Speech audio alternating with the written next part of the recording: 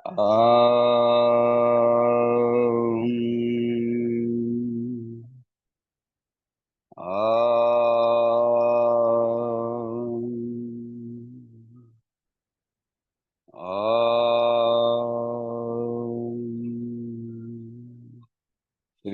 Gurubhyo Namaha. Harihi Om. Pramila ji, will you do the Dhyana shlokas, please?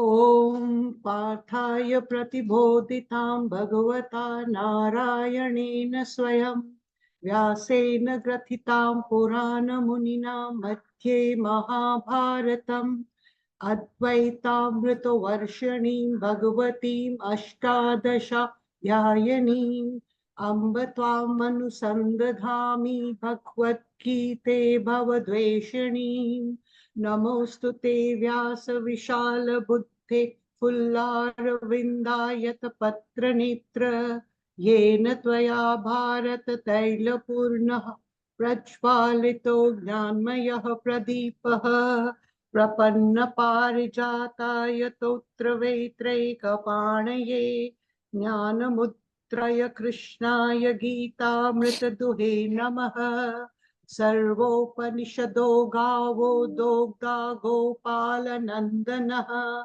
Partho Vatsah Sudhir Bhokta Dugdam Gita Mritam Mahat Vasudeva Sutam Devam Kansa Chanura Mardanam Devaki Paramanandam Krishnam Vande Jagatgurum Bhishma Drona Tata Jayat Ratha Jala Gandharani Lotpala Shalya Grahavati Krupena Vahani Karanena Velakula Ashwathama Vikarna Gora Makara Duryodhana Vartani Sotirna Khalu Pandavairananadi Kaivartaka Keshavaha Parasharya Vachaha Sarojamamalam Gītārtha Gandhotkatam Nānākhyanaka Kesaram Harikatha Sambodhana Bodhitam Loke Sajjana Shatpadai Rah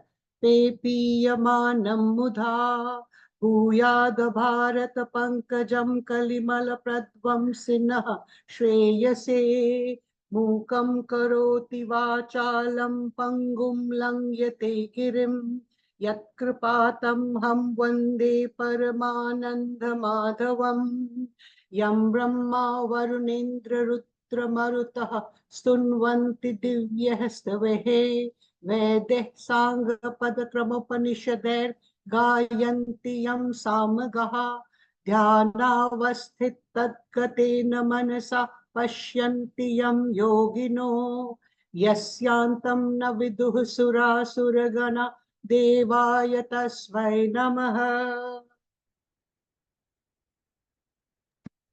Om Shri Paramatmane Namaha. So, coming back to the story of Kumbha, so when after Samudra Manthan, when Mahavishnu appeared in the form of Dhanvantari, so Kumbha is a very interesting. The Samudra Manthan itself is a very interesting story. Vishnu at that point of time when Samudra Manthan was happening was present in multiple forms. He was present as Kurma, holding up the Mandaragiri for the churning.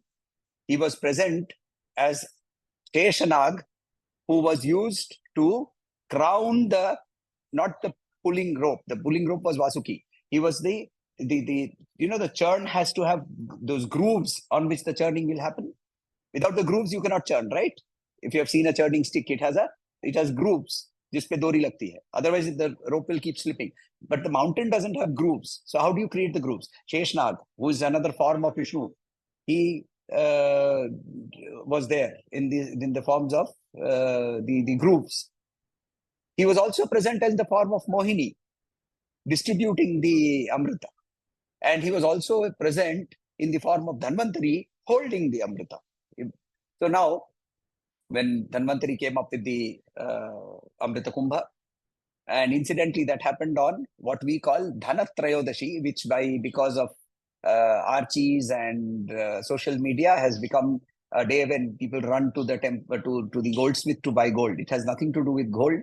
It is Dhana is actually Dhanvantari Trayodashi. So that is the day when you actually start investing in your health. So that is that's and see, that is the starting point of the cold weather. So that's when you start thinking about, because the cold weather, you obviously get prone to more mucus formation in your body, which is what Ayurveda says, and that then can lead to infections and so on and so forth. Anyway, so now Dhanvantari came up with the pot of Amrita, and Jayanta, the son of Indra, he realized that the Asurs might capture it. So he took it and he started flying away. And the Asurs ran after him. When they ran after him, 4 drops of Amrit fell in 4 different places. Haridwar, Trimbakeshwar, not Nasik, Trimbakeshwar. I mean, Trimbakeshwar is very near Nasik, so people normally call it Nasik. Trimbakeshwar. Then Prayagraj and Ujjain, which used to be called Avantika at that point of time. So where these 4 drops of Amrit fell, the Kumbha is held. However, the Kumbh is actually held in a calculation measured against the rotation of Jupiter. Jupiter goes around the Earth goes around the Sun once in 12 years. Not exactly 12 years, 11 years and some months. Now, for the ease of calculation, we keep it as 12 years, which then obviously causes a dislocation between the actual position of Jupiter and the Kumbha time. So, like leap years, we also make some adjustments. So in some years, therefore, the Kumbha will happen after 11 years. Some years it will happen after 13 years. And that calculation has also been pre-planned. And this, when we say 11 years or 12 years, in a particular place. 3 years means 1/4 of a revolution. 1/4 of a revolution. So, Makarastha Guru. When Guru is in Makar Rashi, the Kumbha is held in Prayagraj. When Simhastha Guru, when Guru is in Simha Rashi, then Kumbha is held in Ujjain, in Avantika. So that is the way it is calculated. Now, if you look between Makar and Simha, there will be 2 more Rashis, right? Which is exactly 1/4. And that is how the Kumbha keeps moving. So the Kumbh happens every 3 years. It has nothing to do with 12 years. Now, Mahakumbha 144 years is basically that calculation, which again, when you bring it to saying, okay, 6 years, 7 years, or rather 11 years or 13 years, again, now you are over compensating. So to rebalance that compensation, this happens once in 144 years. Exactly like leap year calculations, you have the leap year, 2000 was a leap year, right? Year 2000 was a leap year. Year 3000 will not be a leap year, because the first 2 digits are not divisible exactly by 4, because of the overcompensation that is happening at every 4 years. So these are micro adjustments that were made for settling the Kumbh. That is not important or not interesting enough rather. Can you imagine? These Rishis had no telescopes, or at least we have not discovered that they had telescopes.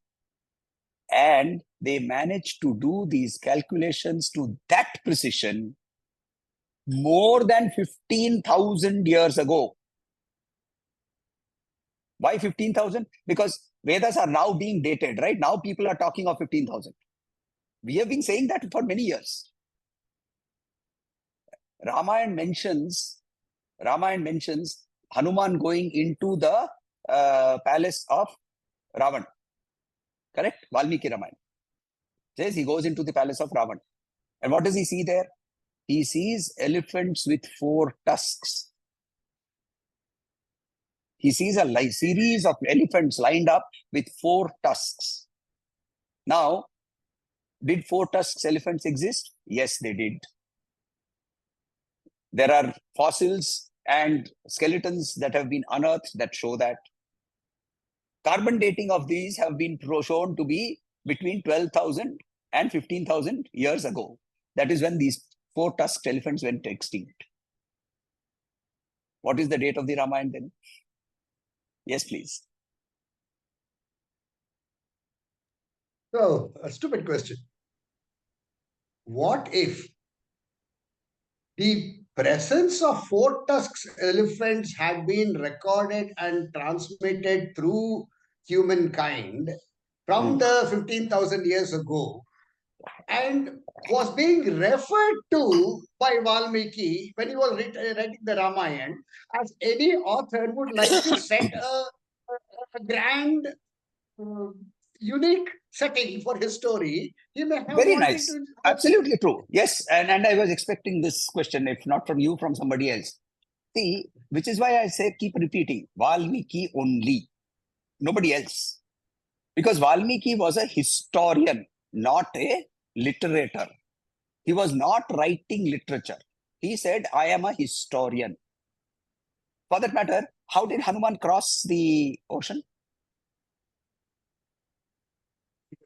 Jumped over it. He did not. See, that is what. We don't read the original Valmiki Ramayana. He explains the stroke that Hanuman used. It was butterfly stroke. You know butterfly stroke? Swimming? Yes. He explains it as butterfly stroke. He actually says taranti. He uses the word taranti, which means what? Swimming across. There are 3 stages of that thing happening. First, he explains that there is a jump. When there is a jump, flowers, the jump is so powerful that flowers on the mountain fell on the sea. And the sea, now we must also understand that Valmiki is also a great poet. So therefore he has poetic imagination. So he says the sea now looks like the night sky with stars spangled on its surface. And Hanuman is looking like the moon passing in and out of the clouds. Why? Because he goes inside and then he comes out. Butterfly stroke. And he goes inside and he comes out. And he meets Simhika. And Valmiki describes Simhika. And if you read that description, you will understand that what he met over there was a saltwater crocodile.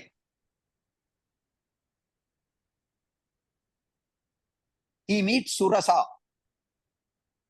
Surasa, if you read the description, you will understand that Surasa is not a serpent who is coming out. It is a coiled thing which is going underground. It's a whirlpool. And how does he come out of the whirlpool? He goes through the eye of the whirlpool. See, you have to understand, when we understand poetry, we have to also do a closest fit, right? So you take multiple theories and you try to put them in. And that is why I'm saying, if he wanted to describe, then he should have said 7 tusks. Airavat is known to be 7-tusked elephant. So he could have said, no, Ravan had 7 tusked elephants. Not only Indra has only 1 Airavat, he has multiple Airavat standing over there. He didn't say that. He goes to the extent of describing the war, the elephants that were used in the war had 1 tusk broken. And they appeared to have 3 tusks. Why does he go into so much detail then? So allegory is all very good. Or reference to the past to create grandeur is also great. But in such cases, normally a poet does not go into that much detail because that detail will get limited by the imagination. Here he's actually describing word by word, situation by situation. So, I mean, so obviously at this point, we are both talking belief systems because whatever we are reading, you have not seen, I have not seen. I'm doing what I believe is the closest fit. So anyway, coming back to the Kumbh Mela.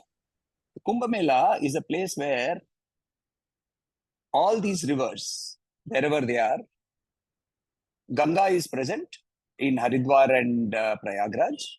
In Nasik, she is still present as what is called Gautami Ganga. Gautami Ganga is Godavari.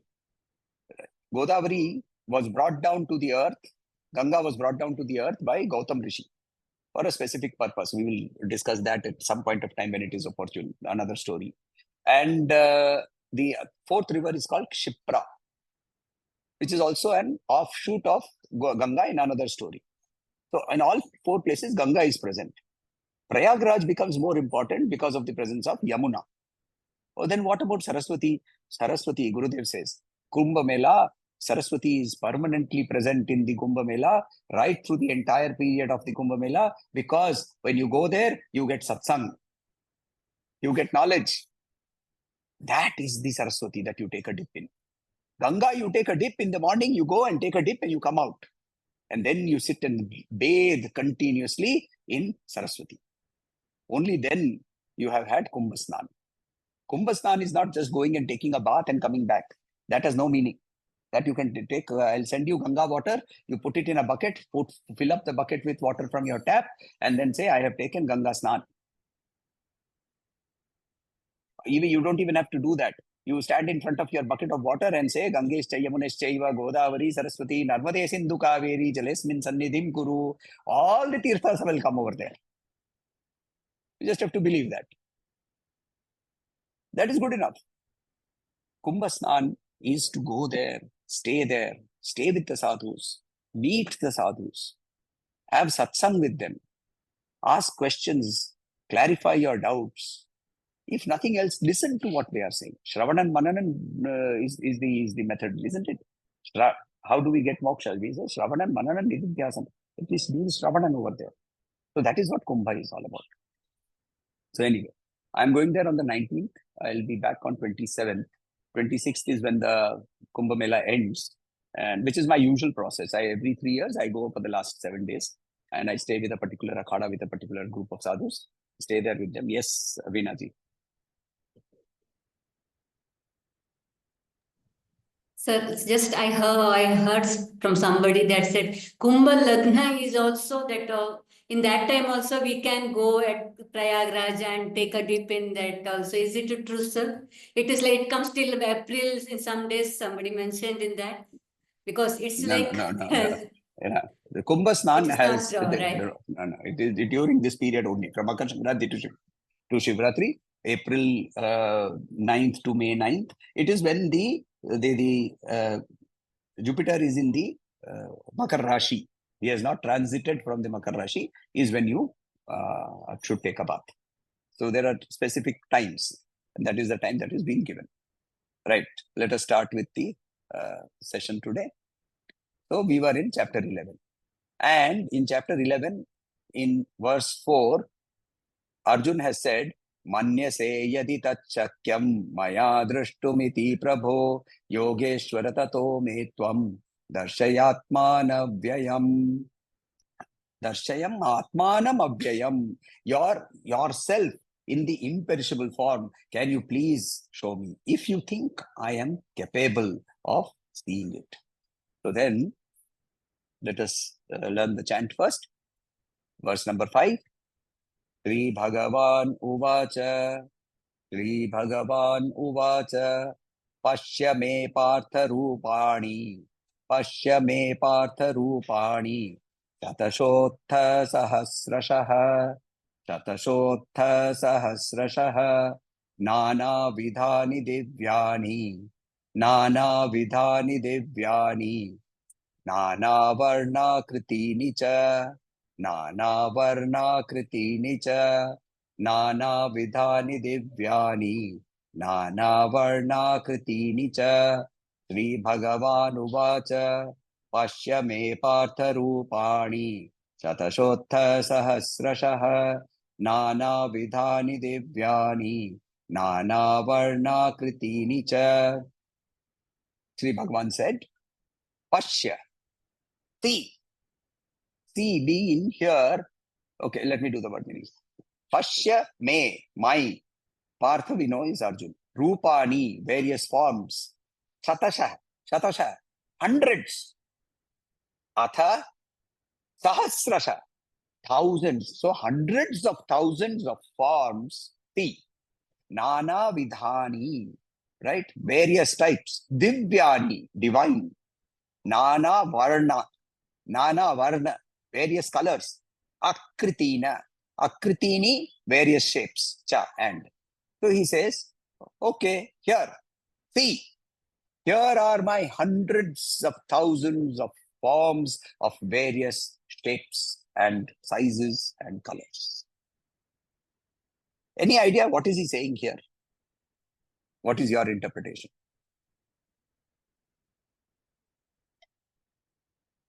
Is Krishna standing over there and suddenly on his forehead there are some animals roaming around, in his ears there are some creepers, and one ear has caterpillars, so the other nose, from the nose there is a snake coming out, another nose there is an eel going inside. What is he seeing? What is he telling Arjuna to see? Any thoughts? His glory, what he explained in the last chapter, that's Very he nice. tell him to imagine that. Okay, so if he says imagine, then he would not have said pashya, right? He would have said imagine.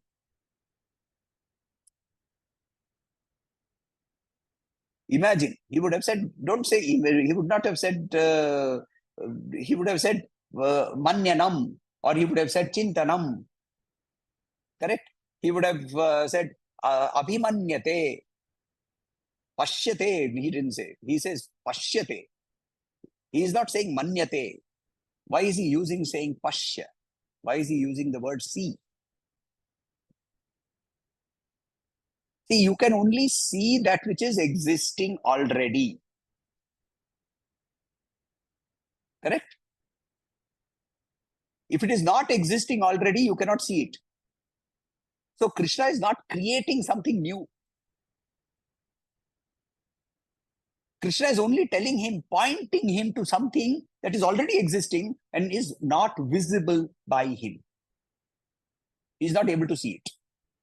So he is redirecting his vision to be able to see this. See what? Oh, see the forms and the billions and trillions of forms that form this particular universe. Now, see, I think I've told you the story before. So there is this interesting dialogue that happens between Devi and, between Vishnu and Shiva. So Vishnu came to Kailash visiting Shiva. तो दोनों जन बैठ के गप्पे वप्पे लड़ रहे थे. तो and then Shiva said, अरे चाय वाय कुछ लाओगी कि नहीं?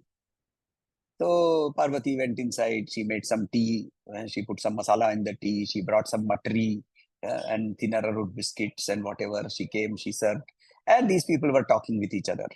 And Vishnu said, Vyasa, my manifestation, I've just sent one partial energy of mine, one manifestation. He has written a beautiful book.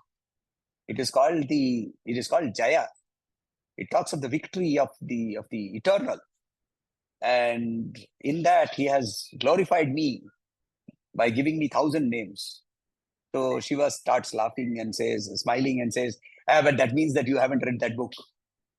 You have, in the same book, there are two different 1,000 names for me. So while they are doing this, Parvati has just come with the tea and she starts laughing. So Shiva asks her, "Kya hua?" "Arey kuch nahi." Now you know what happens when kuch nahi is said, right? Now both brother and husband, both of them start, nahi, kuch nahi, kya itna has rahi hai? Now she is roaring with laughter. He says, you are talking of some names. Anything that has a name and a form is me. Now go and count. How many names and forms can you count? Because anything that is in Prakriti has to have a name and a form. Correct? Anything. It has a name and it may be a amorphous form, but it still has a form. Like air. It has amorphous, but it still has a form. Right? It has a molecular structure. Normal senses, we can't see it, but we can see it if you can condense the air, or you can put various types of electron microscopes and so on and so forth. You can possibly see the air also. So it has form, it has name. So where is it? It is in the Prakriti. Anything that comes from the eight. What is the eight? The Panchatattva Manas, Buddhi, and Ahamkara. In chapter 7, he told us that these 8 are me alone. And now he's expanded the vision of Arjun and is showing him all the 8 together in one go. Now that's a huge change in perception, and that becomes very difficult. So, next shloka.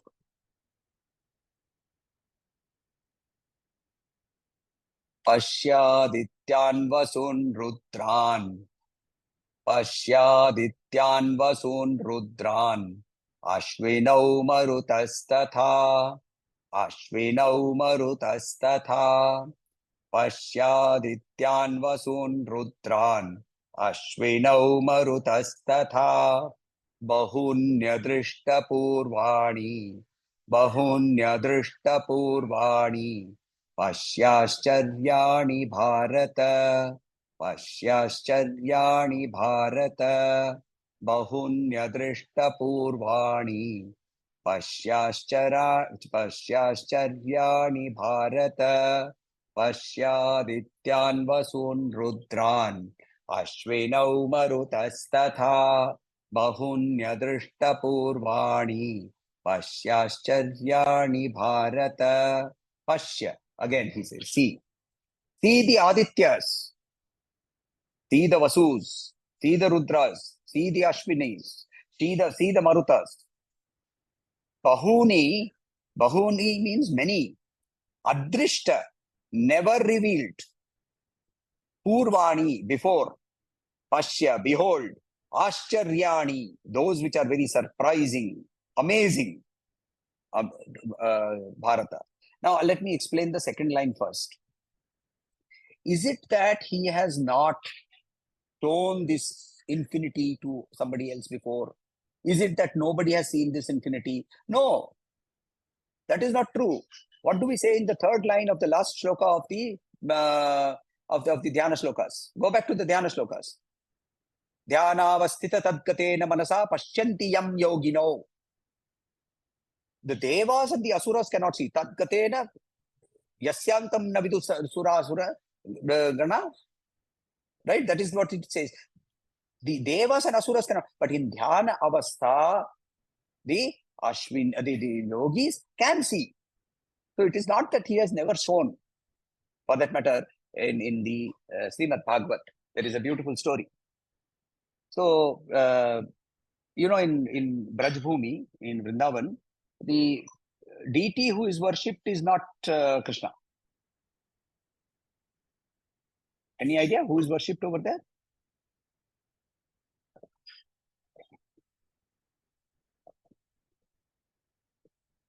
Radharani. Correct. She is the worshipped deity over there. Radharani is worshipped. So Krishna is who? Krishna is the Lalla. He is the Lalla. Right? Now, Lalla is growing up in Yashoda's house. And Yashoda is now very busy. One, she has 2 naughty children. Right? One of them little less naughty, the other little more naughty. They are growing up, they have their own demands. The Gopikas of all the Brajbhumi keep coming to see her. They see them. And on the pretext of coming and seeing them, they also have to have food over there. So Yashoda is very, very busy. She's all the time in the kitchen doing something or the other. And one of the Gopikas comes running and says, Lalla ne mitti khali. Now just imagine, you are busy working, you are frying puris, and you are making halwa, and there's milk boiling on another chula, and you are overseeing all of that, and somebody comes and disturbs you. And why? Because your son is the one who's causing problems. Obviously, the temperature is going to go straight to 107 degrees. So she rushed out, got hold of him. Right? He's not wearing anything. He's just wearing a small chaddi. He got hold of his shoulders. Mitti khai. Mitti khai na? Part one slap. Mitti khai na? He opened his mouth and started crying. And what did she see? She saw the universe inside.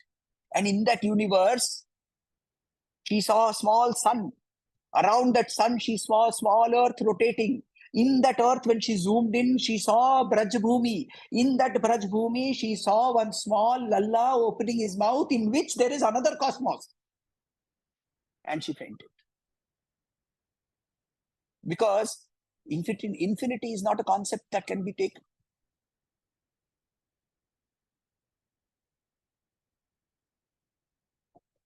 Infinity is not a concept that can be taken immediately. You will, Raghuji will know about this. Fractals. What you are being shown is fractals. Same design inside, another design inside, another design inside, another design till infinity. Not easy to understand, not easy to accept, not easy to even comprehend at even an emotional level, forget an intellectual level. And she fainted. So he says, I have never shown this to never shown this before, meaning never shown this to you before. See, Arjuna used to live in Andheri.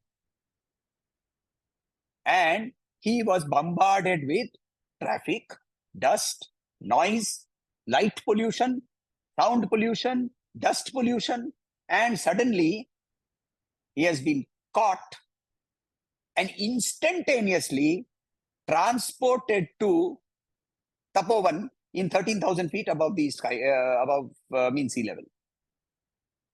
And now he can see the Milky Way. He can see, today you can look into the sky and you can see is one moon and one Jupiter and one Venus. And there he goes and he sees the entire Milky Way in front of him. What will he say? Oh, Ashcharya, wow. Right? I have a picture of the Milky Way taken it at Tapovan when we had gone for a trek and we had a beautiful sky that day and we had seen Tapovan. I'll see if I can post that on the group. And you can see the entire, you can actually take it on a normal mobile phone, not even a DSLR. That's how bright the entire sky. And all of these stars, they have different colors, different sizes, different shapes, and you can even see the shapes. He just said that in the earlier verse. Nana Varna, right? Various colors, various sizes, various shapes. Did they not exist before? Of course they existed. I couldn't see them because of the blankets of things that I have put in my eyes. I live in Andheri. At best, I can go to a temple and see some fraction of the glory over there. Beyond that, I have not made myself accessible to that glory which is permanently present over there. That is what he's saying. And then he's saying, what are you supposed to see? So he says, see the Adityas. See the Adityas. What are the Adityas? The Aditya, the word Aditya means the son of Aditi. Now this is another of my favorite topics. The child takes on the characteristic of the mother, never the father. Muni Vishravas had two sons from two different mothers. One became Kuber, the other became Ravan. Correct? Hiranyakashipu, the greatest enemy of Vishnu, had a son who was called Prahlad because of the mother. Dhruva went into the forest because the mother said, go and pray to Vishnu.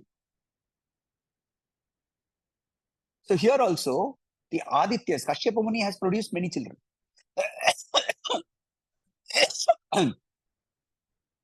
When he gets married to Sarama, he produces dogs. When he gets married to Surabhi, he produces cows. Surabhi is a cow or a cow producer. Right? She gets married to Timi, she produces Timingala. Timingala means the large fishes. So he is the populator of this world. Kashyapa Muni is also a Prajapati. Prajapati, Praja meaning population. He is a populator.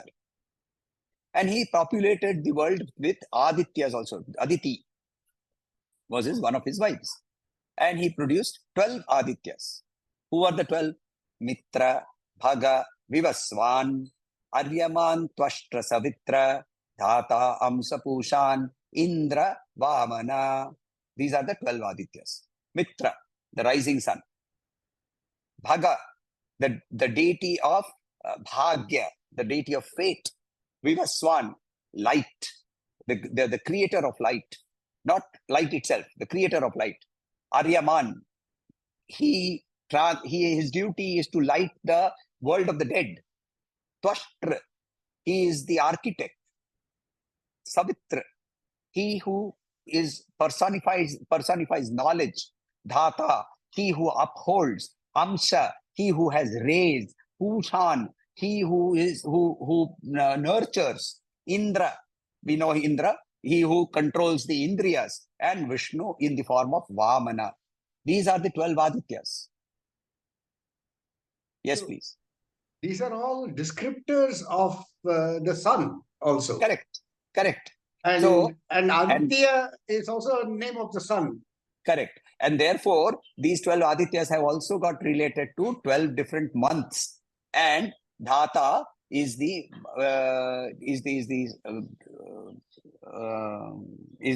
so Dhata is of 1 month, then Aryama is of another month, Mitra is of another month. So March, April, the month of Falguna, Chaitra is Dhata, then Vaishakha is Aryama, Jyeshtha is Mitra, Ashadha is Varuna, and so on and so forth. So these are basically the 12 different features or nature of the sun. The sun, as it transits every month, it has a different sort of a glow. It has a different sort of a temperature, right? And that is also represented through these 12 Adityas. So these 12 Adityas, they embody a certain set of principles that we are looking at. Then he says, Ashta Vasu, Apa Dhruva Soma, Dhara, Anila Anala Pratyusha Prabhasa. Apa, water, Dhruva, pole star, Soma, moon, Dhara, Prithvi, Anila, wind, Anala, fire, Pratyusha, the early morning, Prabhasa, light. This is the principle of light itself. So what are these 8 Vasus? They are what is called the balance of nature, right? They are basically the nature or nature deities. That's what controls or governs nature. Pole star, Dhruva, is because we then are orienting ourselves to direction because of that. Water, moon, sun, not the sun, sorry, moon, earth, wind, fire, early morning, and the nature of light itself. Darkness, we don't believe in darkness, right? We say darkness is nothing but the absence of light. Absence of light. Yeah. Right? So darkness does not have a separate deity. Night has a deity. Night is not darkness. Right? So 8 Vasus. So here are the 8 Vasus. See them. These are the principles that govern this entire world. Now look here. Let me show you the Rudras. 11 Rudras. Kapali. Kapali symbolizes the destructive power of change, of time. Right? 11 Rudras are basically the embodiment of change, the embodiment of time. Pingala, golden yellow. The word literally means golden yellow. This is the energy that gives life. Bhima is terrifying. Virupaksha, this is the all-seeing aspect of consciousness. Virupaksha. Virupaksha, actually the word aksha, Virupa aksha, the one with oblique eyes, slanted eyes. Vilohita, passion. Vilohita means red. Ajapada. Aja means goat. Ajapada, person with goat legs, signifying a connection between the earth, the earthly realms, and the divine realms. Ahirbudnya, those which are those which live under the earth, though the mysterious, the latent. Shambhu, the auspicious. Chand, that which is creating anger. Bhava, the whole nature of existence itself. Kapardi, the principle of detachment. All of these are 11 Rudras. And then the 2 Ashwinis. Nasatya and Dasra. Together, they are always together. They are therefore called the Ashwini Kumara. Now let's count.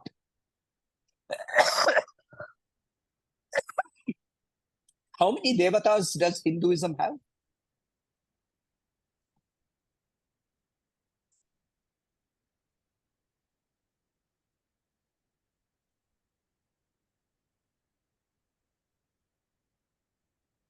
रविला जी, कितने देवता है?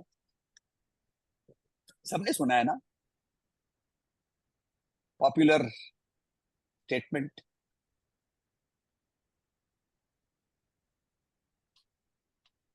No? 33 koti devata. And then people say, you Hindus are all stupid. How can you have 33 crores of devatas? Let's count. 12 Adityas. 8 Vasus. How many? 11 Rudras. 11 Rudras. And 2 Ashwinis. 33. Everything that governs life is covered in these 33. Life itself is Maruta in the fourth next category. Maruta is basically life-giving energy. Right? So, all of what you are seeing in nature, see here. The 12 Adityas, the 8 Vasus, the 11 Rudras, and the 2 Ashwinis, and now also see the life-giving energy, the life-giving force that is connecting all of this and creating life. All of it, see here. That is what he's showing him. He's showing him the physical cosmos in one go. Amazing verse, isn't it? Such a now, why did this confusion with 33 koti meaning 33 crores come? Because the word koti does mean crore also. But in any language, the context of the language has to be understood. If I said Shiva's name is Ajapada, goat-footed, but Aja is also the name of Brahma. So can I say that Shiva has a foot which looks like Brahma?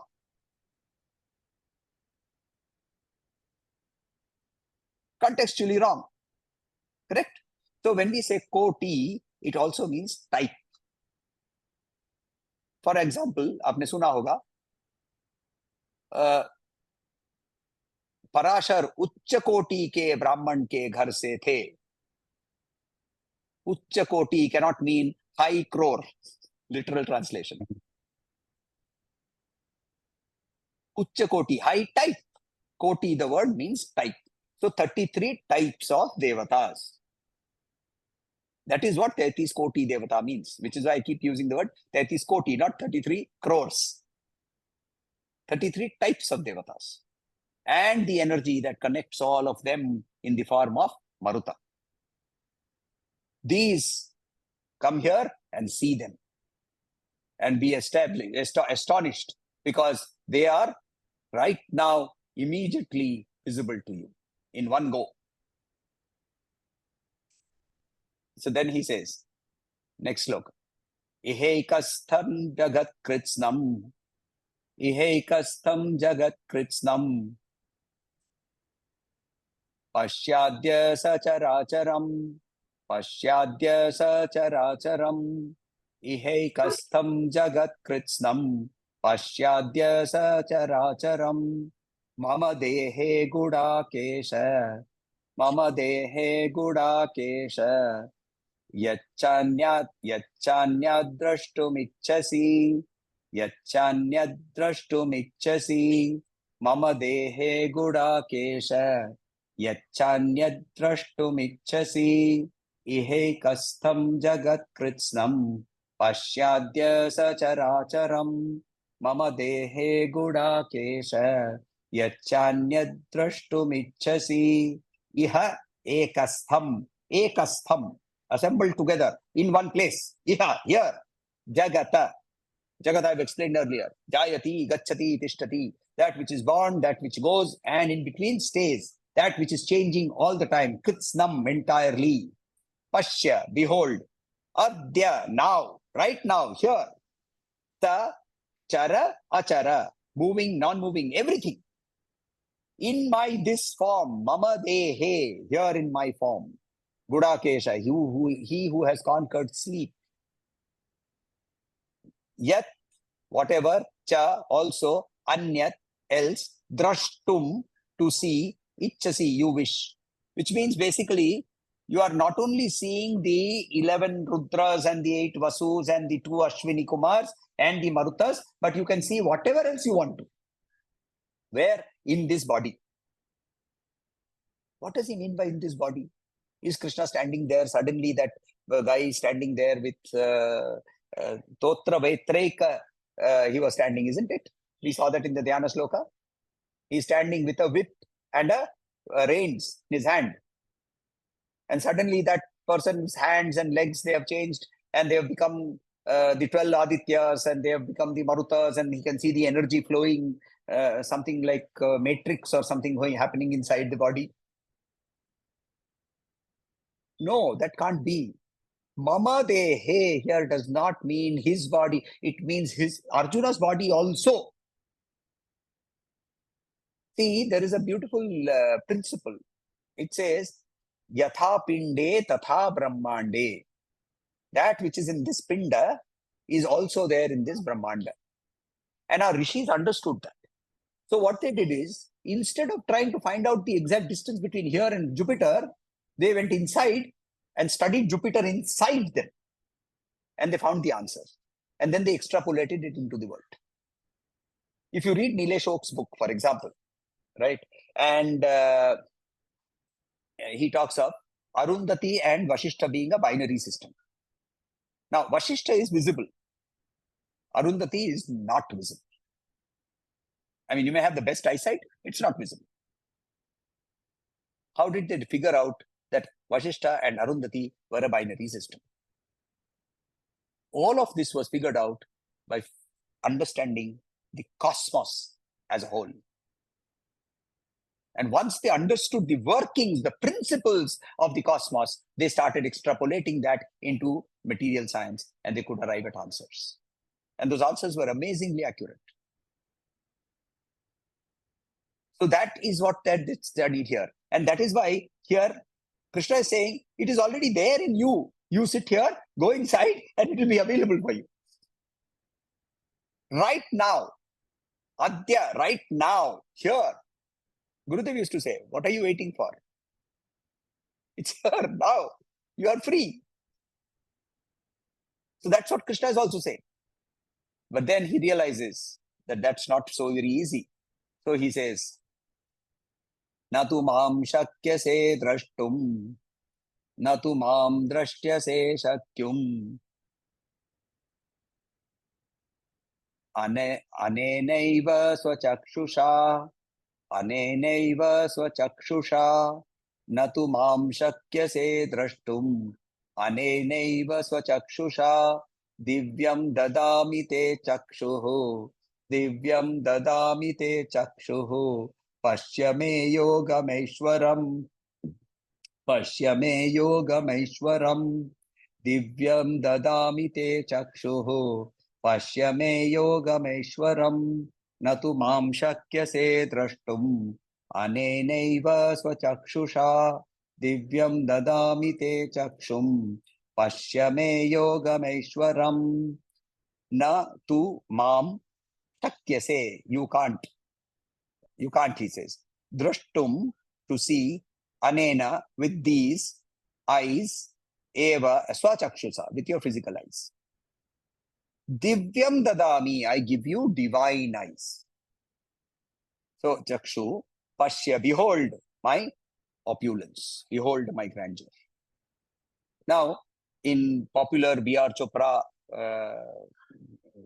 situation, you have Krishna raising his hand, and then there are rays coming out, and the eyes of Arjuna start glowing, and then the camera turns and Krishna starts growing, and then there is this huge form which has all various types of things happening with hundreds of eyes and hundreds of legs and hundreds of faces and all of that, right? That's not what is happening here. We have to understand this here. Divyam Chakshu. What does Divya Chakshu mean? Any idea? What does Divya Chakshu mean? What would you interpret that as?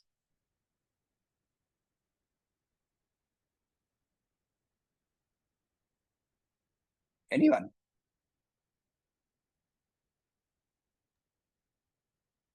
We generally say eye of the mind. Mm-hmm. Yes. Chakshu. So that mind is definitely a divine mind, not a normal physical mind. Mm. If mind had eyes, Let me use Gurudev's argument here when Gurudev was explaining this. He says, let me show you an idea. Right? And then he stopped.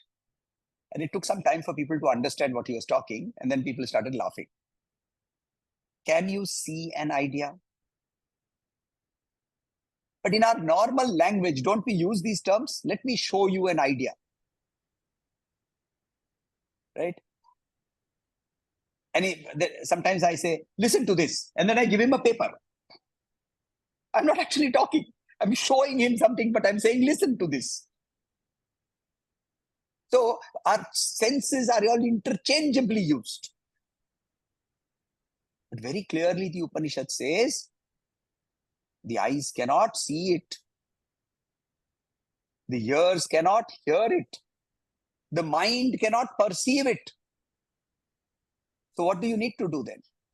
You need to go beyond the mind, beyond the eyes, beyond the physical senses. That is what is divine. Because that which is not divine is changeable. That which is not divine is not eternal. But that which is divine is constant, avyayam. And hence, get away. And therefore, I am changing your perception. Now, another interpretation of this has happened through, say, Yogananda Paramahamsa. And that school, the Kriya school, what they talk about is saying that what is happening here is something that is called Shaktipat. Shaktipat. Shaktipat means transference of energy. Now, does that Shaktipat exist? Yes, of course it exists. When you go to some temple, you are suddenly affected by the energy over there. What happened? Right? Or you meet some person and there is a change in the energy structure in you. Your emotive structure changes. What happens? That is Shaktipat.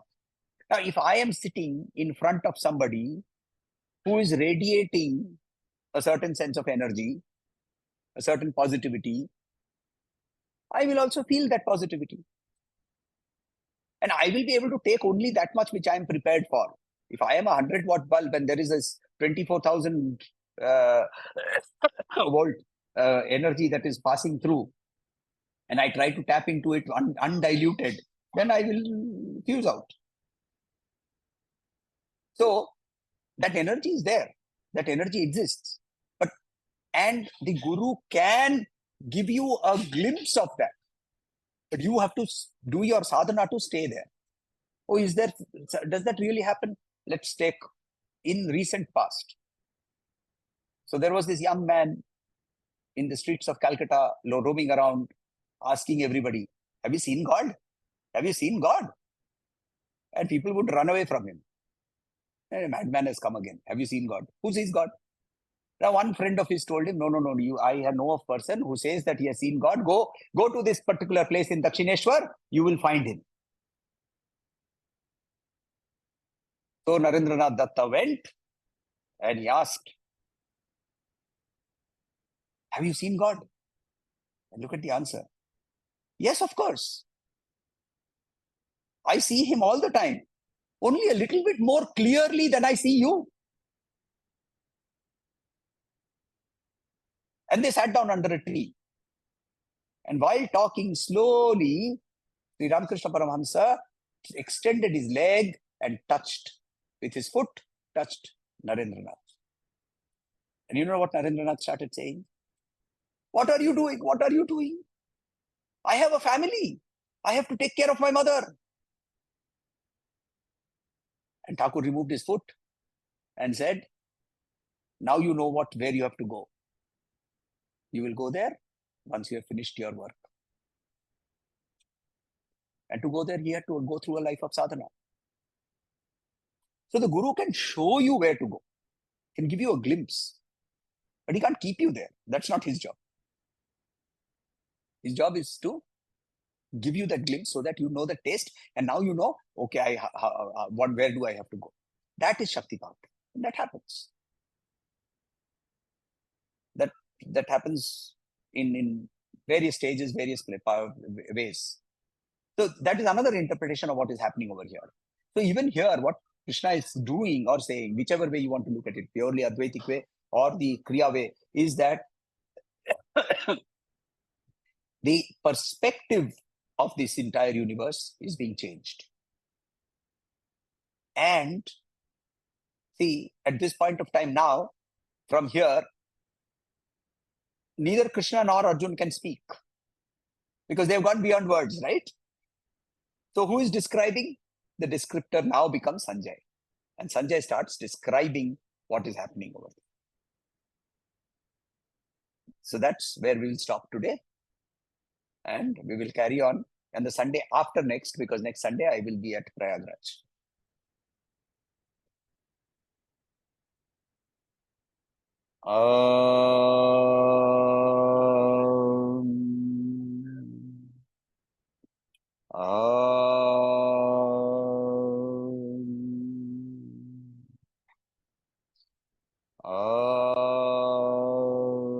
Shanti Shanti Shanti. Harihi Om. Shri Gurubhyo Namaha. Harihi Om.